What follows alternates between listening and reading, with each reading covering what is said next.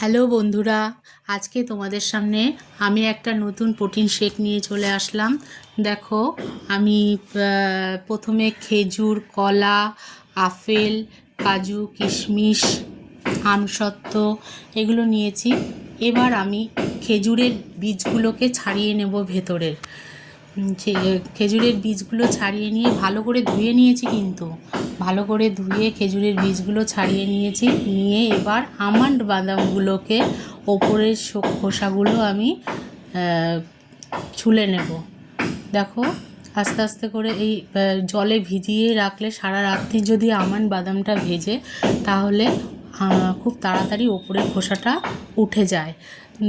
এবার আমি আপেলটাকে কেটে নেব। পুরো আপেলটা আমি দেব না, তো অর্ধেকটার হাফেরও হাফ আমি ব্যবহার করব এতে। তো দেখো, এই আপেলগুলোকে ছোট ছোট করে কেটে নিলে মিক্সিতে তো ভালোভাবে গ্রেট হয়ে যাবে। দেখো, আপেলগুলোকে আমি কেটে নিয়েছি।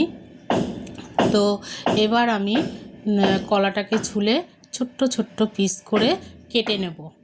দেখো, তো দেখতে পাচ্ছ যে এই প্রোটিন শেকটা কতটাই সুস্বাদু হতে চলেছে। তো শরীরের জন্য প্রোটিন শেকটা খুবই প্রয়োজন সবারই। তো দেখো, এবার এগুলোকে আমি মিক্সার গ্রাইন্ডারে দিয়ে আস্তে আস্তে একটা পেস্ট তৈরি করে নেব। প্রথমে আমি কাজু, কিশমিশ ওগুলো দিয়ে দিলাম, তারপরে কলাগুলো দিয়ে দিলাম, তারপরে আপেলের টুকরোগুলো দিলাম, তারপরে আমন্ড বাদাম যেগুলো খোসা ছাড়িয়ে রেখেছিলাম ওগুলো দিলাম, খেজুরগুলো দিয়ে দিলাম। এবার লাস্টে আমসত্ত্বটা দিয়ে এবার আমি এতে দুধ ব্যবহার করব। তো দেখো, তোমরা চাইলে ফ্রিজের ঠান্ডা দুধও নিতে পারো। আমি নর্মাল দুধটা নিয়েছি। ঠান্ডা দুধ নিলে খেতে ভালো লাগে, কিন্তু আমি নর্মাল দুধটা দিয়ে করেছি, যেহেতু আমি ঠান্ডা খেতে পারি না। তো দেখো, এবার আমি মিক্সার গ্রাইন্ডারে দিয়ে এটাকে পেস্ট করে নেব। 2 মিনিট মতো পেস্ট করলেই এটা পুরো একদম মিশে যাবে। তো দেখো, আমি এবার এটাকে পেস্ট করে নিচ্ছি। তো পেস্ট হয়ে গেলে তোমাদের দেখো, আমি এবার এটা গ্লাসে ঢেলে দেখাবো কতটা সুন্দর হয়েছে।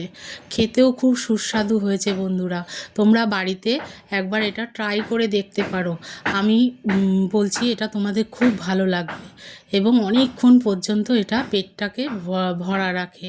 তো বাচ্চাদের পক্ষেও এটা খুবই ভালো। তো তারা যারা ফল খেতে চায় না, তাদের এইভাবে যদি তোমরা শেক করে খাওয়াও, তাহলে খুব ভালো হবে। তো দেখো, এরপরে আমি এর মধ্যে চিনি ব্যবহার করিনি। তো এবার আমি ওপর থেকে মধু দিয়ে নেব। মধু দিয়ে দেখো, 2 চামচ মতো আমি মধু দিয়ে নিলাম। তো এবার আমি এর ওপর থেকে একটা আপেলের টুকরো কেটে তো ওপর থেকে একটু সাজিয়ে দেবো। একটা আপেলের টুকরোটার কোনাটা কেটে নিয়ে পরে তো দেখো, আমি ওপরে গ্লাসের ওপরে সাজিয়ে দিয়েছি। তো এবার এর ওপর থেকে একটু বাদাম কুচি আমি ছড়িয়ে দেব। বন্ধুরা, বাড়িতে তোমরা অবশ্যই ট্রাই করো, দেখবে তোমাদের খুব ভালো লাগবে। যদি ভালো লাগে তো আমার এই রেসিপিটাকে একটা লাইক করে দিও।